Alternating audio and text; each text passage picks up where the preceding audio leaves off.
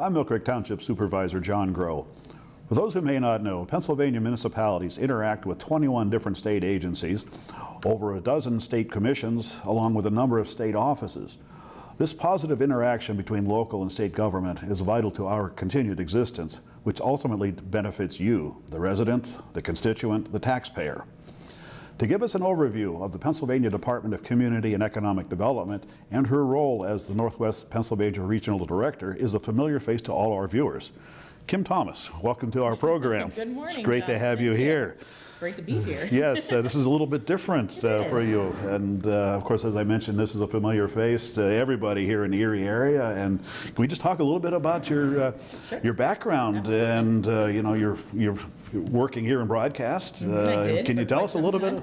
Let's start off with your college and so on. All right. I actually I'm a Pennsylvania transplant, I guess. I'm from the South. I'm from Virginia, but I moved to Pennsylvania 2003, 2004. Okay. I finished college at Edinburgh University of Pennsylvania with a degree in broadcast journalism, which is why I got my start in the broadcast industry here in Erie. Yes. I worked at a couple different TV stations, briefly at the stations of Lilly Broadcasting, and then spent the majority of my career at Jet 24 and Fox 66. Right. Yes. Yeah. We remember you as an assignment reporter out in the field, yes, yeah, and then working away at City Hall. You covered that, and then became an anchor for about a year or so. A couple years. A couple years. I was there with you and Sean Lafferty. So, and now you have a new role. I do. Working with state government. I think you've worked a couple different state agencies too. Can you give us a little background about that? Too? Absolutely. Yeah. When I left the broadcast industry, I had the opportunity to work for State Senator Sean Wiley. Yes. I was there for 2 years as his Director of Communications and Public Relations. Yes. So I've always loved politics. I've loved government. I had the opportunity to cover it when I was in the news. So I always had, election night was always very exciting time for me. So it was different. I was kind of, on the other side, obviously, trying to write news releases and things of that nature for the senator. But then that led me to this role after 2 years in his office. This opportunity, along with actually a couple other ones in Harrisburg, were presented to me. And this has been wonderful. Now the regional director for Dced. That's great, and we're happy to hear that. Like I said, I'm not sure if everybody knows that you are in this role here now as Northwest Regional Director. It's kind of behind the scenes, which is perfectly fine. But yet I don't think a lot of people really know a lot about Dced and that it does have this strong presence in the region. Right, and in fact, that's the reason why we have you here. So let's talk about Dced and the role that, first of all, with municipal government, the programs, the assistance that you provide for us. What can you tell us about Dced and the programs they have for municipal government? Well, Dced has a plethora of programs, whether it be financial assistance, technical assistance, really just to kind of give everyone an idea of what the mission of the department is, and it's really fostering those opportunities for both businesses and communities so that they can succeed and thrive in that global economy. And where we're talking about the community faction of it, that's where we're talking about local governments and municipalities. Dced, again, just to kind of paint the picture of the agency as a whole, under the direction of Secretary Dennis Davin, who we can talk about later, but he's a phenomenal secretary appointed by Governor Wolf. It's broken down into 5 different areas. So we have community affairs and development, which is where we'll find the Governor's Center for Local Government Services. And just to talk about community affairs and development and the Governor's Center for Local Government Services, that's where you're going to find your municipal programs and technical assistance, financial assistance. We have a specialist, Ed Fosnot, who I know you work very closely with. I interviewed Ed Fosnot a couple weeks ago. Yes, absolutely. Who is an extreme, asset to the department and to the local governments. He has such a wide array of knowledge, whether it be from regionalization of services. We help out with community planning, whether it be zoning, different ordinances in order for you to kind of get things moving in your communities, community revitalization. We also collect a lot of information for municipalities, whether it be tax information, financial information, demographic information, and really just we're there to provide that assistance. If governments need any training, if government officials need training, we provide that. If they have any questions about joint municipal services, that's available as well. That's something that, especially in our the way we're set up here in Pennsylvania with 2,600 municipalities, whenever we can work with others, Sure. There's incentives there. And I know DCED has always been very helpful, providing technical assistance, financial assistance, which is always welcome. Absolutely. And I know the incentive always has been from DCED that if you can work with another community on something, say a joint comprehensive plan for municipal planning or building code enforcement or whatever it can be, whatever it might be.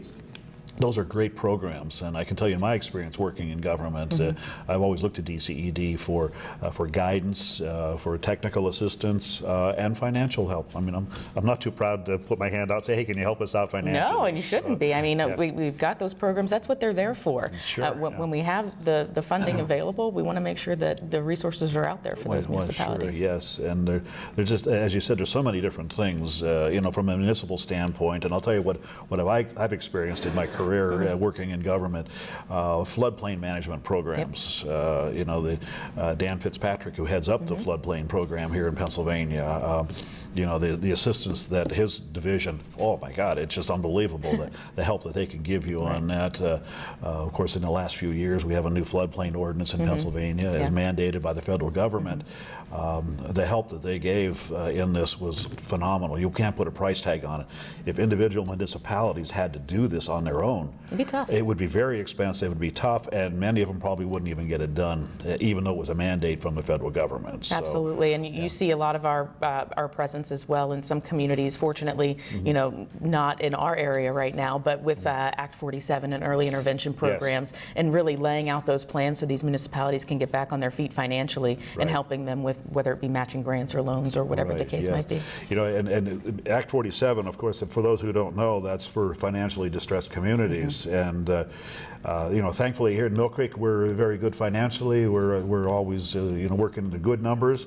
We're proud of that and hopefully continue that. But when you hear of communities that have had problems, and I think Allentown was one of them, and they get into that distress situation where they're not able to meet their obligations. The help that comes to help working out through that Act 47 comes from DCED. Absolutely, sure does. So that's one of the other great things that helps with local government. Of course, we talked about community development. I mean, as far as, say, business, let's take this over into a business aspect. What does DCE do to help us out with that? With businesses, of course, like I said, we're working to make sure that they can thrive, they can succeed in Pennsylvania and also compete not only within the state and the country, but also worldwide. Sure. We are fortunate to have the Governor's Action Team, which focuses solely on businesses. We do have a representative in the Northwest for the Governor's Action Team, and that's Doug Massey, which may also be a familiar name and familiar face for this region. Yes. But his role, and the Governor's Action Team role, is specifically focused on businesses, and it's whether a business may be looking to move into Pennsylvania, which we certainly are always looking highly upon, or whether they're just already in Pennsylvania and they want to expand or retain some of their workforce. They can work directly with the company to find out maybe what incentives they need to come here or stay here, and then report directly to the Governor's office as to what this business says it needs. Yeah, so it's attracting businesses, but also retaining what we have. Absolutely, which is just as, if not more important. Yeah, hanging on to what we have here. We don't want to see anybody moving out because of the lack of incentives, from government or whatever it can be as far as help. Certainly, being so close to the Ohio border and the New York border, depending on what they've got to offer, we want to make sure that what we've got here is even better. Yeah, that's so. In other words, say I'm a businessman, and I want to open up a little business. I've been working out of my garage, say, for example, and now I decide I want to expand and I want to maybe hire a dozen employees. Sure. Are there programs out there from DCED that can help me do that, or some financial, or not financial, technical advice, and maybe financial programs? Sure, absolutely. With any startup companies or in entrepreneurship and things of that nature, DCED is certainly available to help in technical ways, and there may also be some financial incentives as well. But workforce development is a huge component, obviously, of economic development, and we want to make sure that the workforce training is there should you need to train any of those employees you want to bring in, and make sure you have what you need. Yeah, yeah. It's just like I said, how many times I don't think there's a week that goes by I'm not referring to the DCED website for something. Let me jump back to local government, and this is something that maybe our viewers are not aware of. When you go onto the DCED website, you'll find publications on there. They're guides or assistance guides for, for example, zoning and planning ordinances. Citizen involvement in government. These are all written in layman's terms. I think they're very informative. The publications, you can download those as a PDF. Of course, it costs you nothing to do that. And this is something new. It's great in the last, 5 years they've had them in PDF form.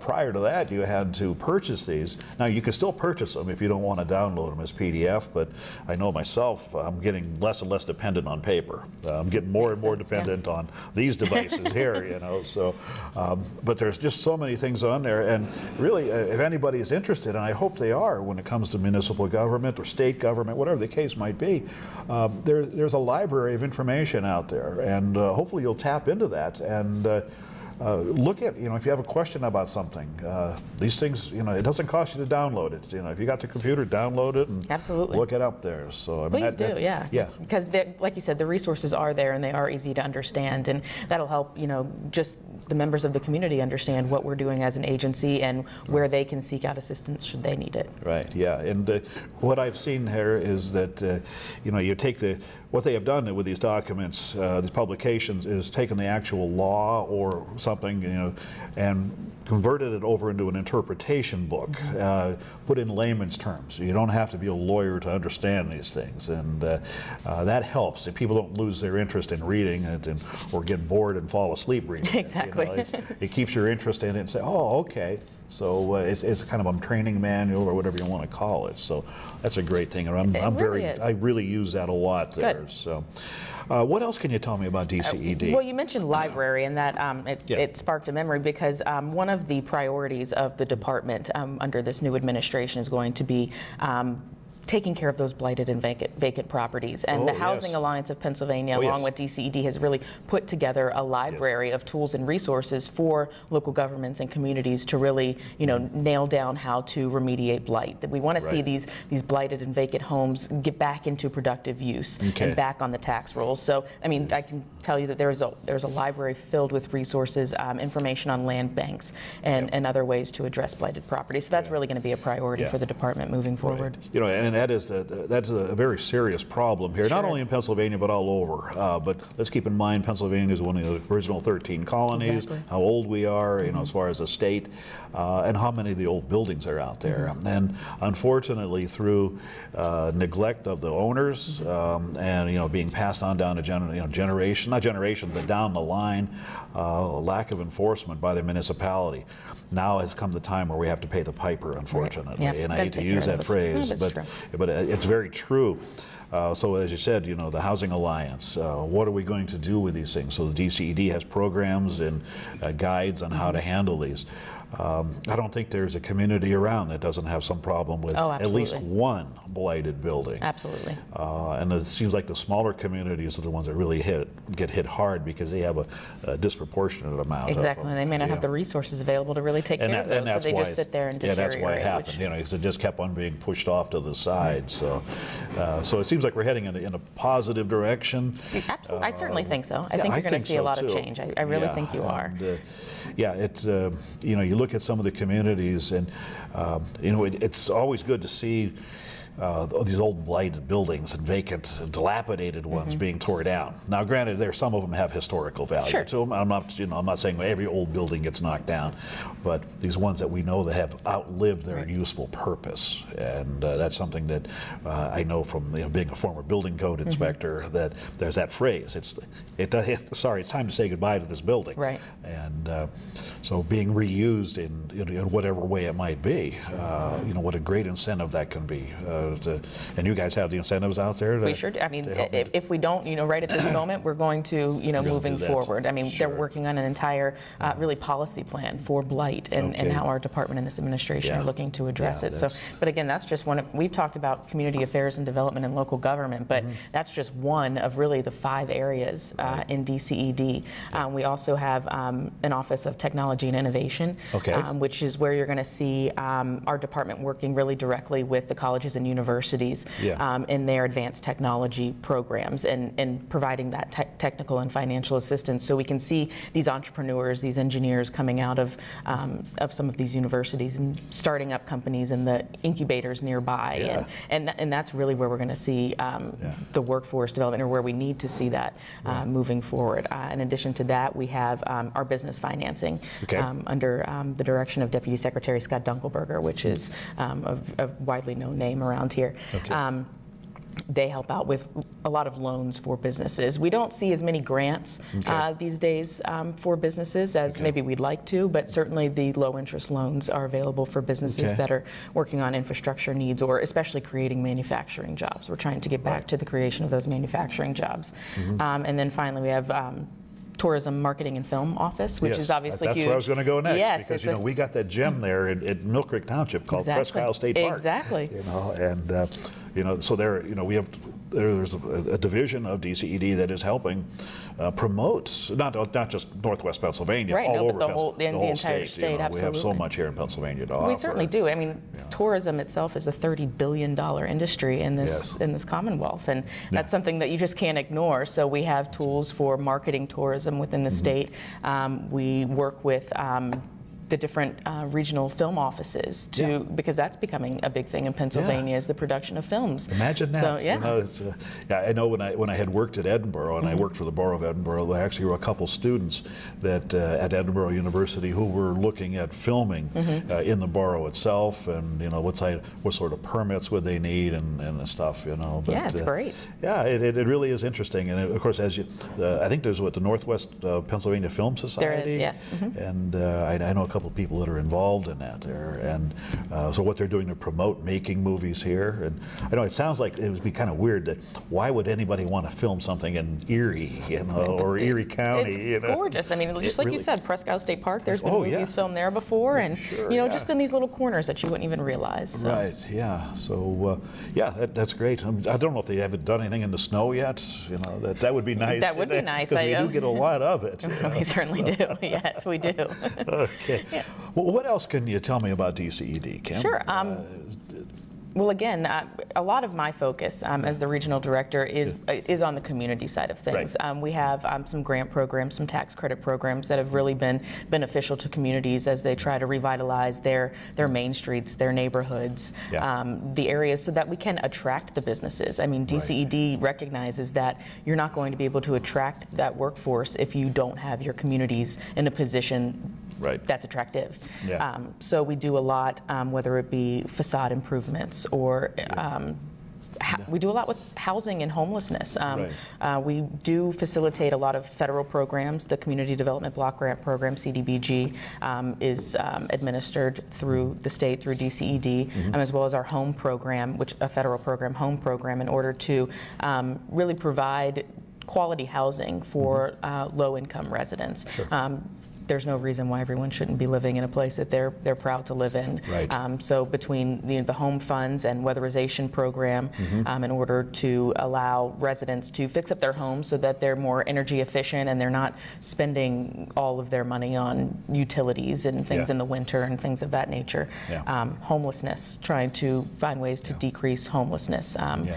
The governor just came out with an executive order to decrease veterans' homelessness by a significant amount in the short term. So those efforts are alive and well within the department as well. So we really are, we cover the whole gamut from communities to businesses to international business. We have a Department of International Business that is also working with other countries. You mentioned the homelessness, and of course that is a great social problem that we have here, not just in Erie, but everywhere. And it's good to see that that the DCED is involved in helping programs so that we can eliminate that problem of homelessness.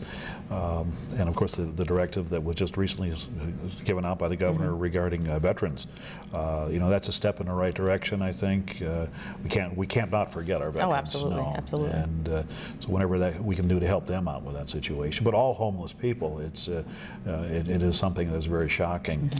I'll never forget. Well, of course, I've been down to Harrisburg many times, Sure. and one night I was down there walking on 2nd Street, I think it was, down in the downtown area by the Capitol, and I was shocked and saddened to see how many homeless people were there. It is. It's a tough reality, and anything we can do to decrease that. To decrease that, yeah. And of course, we have a fair share here in the Erie area too. So whatever we can do to help that out.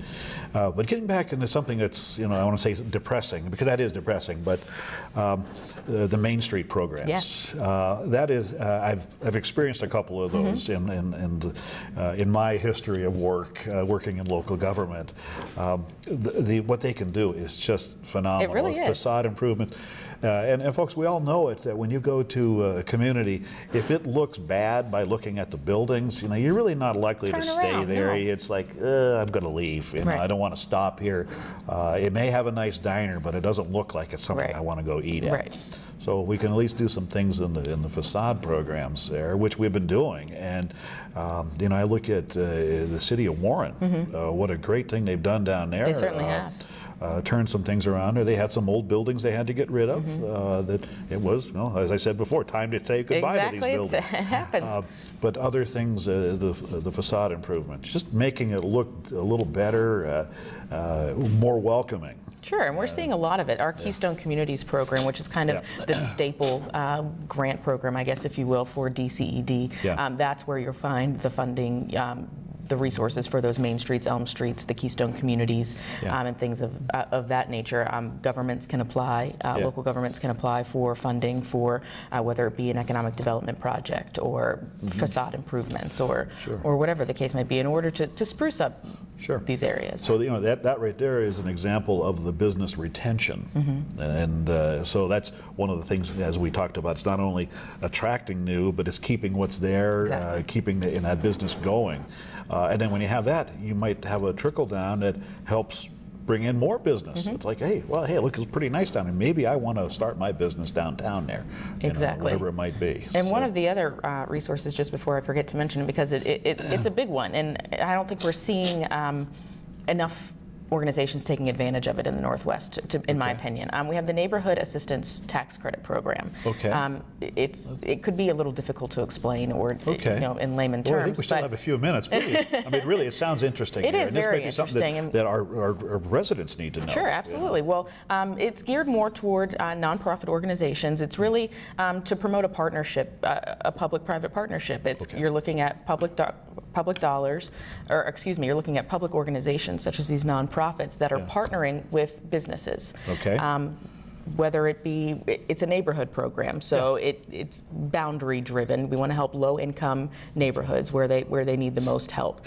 So say you have a neighborhood and you have some sort of an educational after school program or something for children that you want to start up. You could partner up with a business in the community, and they could say they donate $100,000 to your project. If it's approved under the Neighborhood Tax Credit Program, Neighborhood Assistance Program, that business is probably is going to be receiving 55% in tax credits. And some of the programs, if they are geared more toward disabilities or maybe a diverse population. It's called a special program priority, so that's a 75% tax credit. So really these businesses are paying pennies on the dollar in order to improve a neighborhood or to help a nonprofit organization out. And the way we kind of see it and tout it is that these companies, you're paying these state tax dollars. You're sending these dollars to Harrisburg to go wherever Harrisburg decides to spend the money. with this program, you're still paying the state tax dollars, but you're paying it in the form of a donation to your community. Okay. So that way the money stays at home. So we are trying to kind of course, the tax credit dollars are limited throughout the state until we see some sort of a line item increase. But it is a great program. We had about, I want to say 13 to 15 applications in the Northwest region this past year, and hope to be announcing some awards here in the near future. So it's a good program. We do have a lot, not as many grant programs, as I said, as we did in the past, but certainly trying to help out the communities and the businesses. Sure. Okay, yeah, that's great. You know, I can't say enough how much the DCED means. I mean, like I said, with myself and my role, not my role as a supervisor, but in my career working in government, working with DCED, you know, there's always been something I can look up there and I can call somebody or send an email, and so it really is. It's a good team. It's a great team in Harrisburg. Regionally, we have a good team. I myself have a region of 14 counties, so that's been different for me. I'm familiar with Erie County and a couple of the outlying counties, but now I'm going all the way to Potter County and Clearfield County. And have you visited all the counties I have. yet? I have been in every single county. Yes. Yes. So you get to see everything. I do. Yeah, it's been interesting. It's eye-opening. I mean, you get into some of the more rural communities and see how things are really impacting them. You've been to see the elk over in Benezet? I certainly have. Yes. Okay. Gotten out of the car and went searching for looking them. For the elk there. Good. Okay. Well, we have just a few more minutes left. Anything else that you'd like to tell me about, Kim? Just for folks to know, I mean, you've talked about the website newpa.com. It is an incredible resource. It's been revamped so that it is more it is friendlier for the average community member to go on there and seek out what DCED does. Okay. I would just encourage anyone who has any questions, you do have this resource available here in your community. Yes. We have a very good relationship with, like as I mentioned, Secretary Dennis Davin, appointed by Governor Wolf as the Secretary of DCED.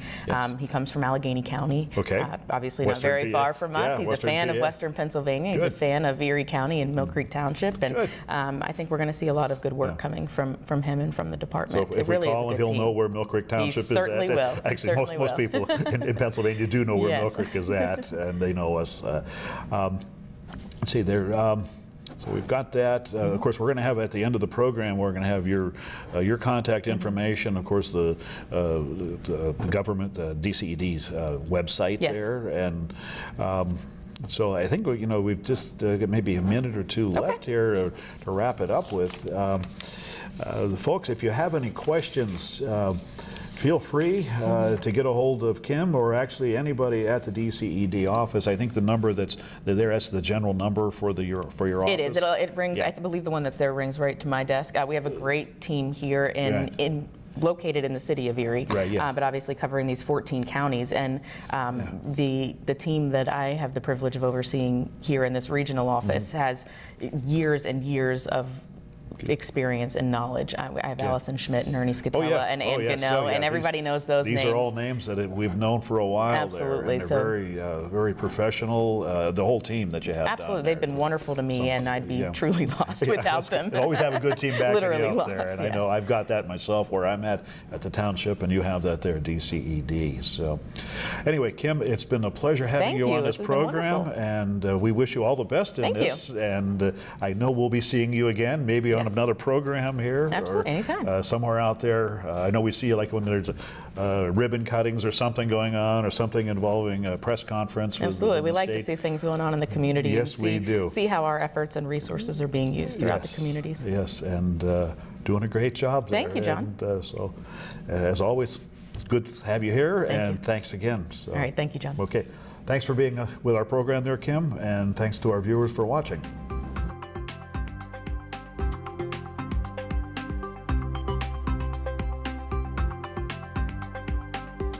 You're watching the Millcreek Government Channel, powered by WQLN Public Media.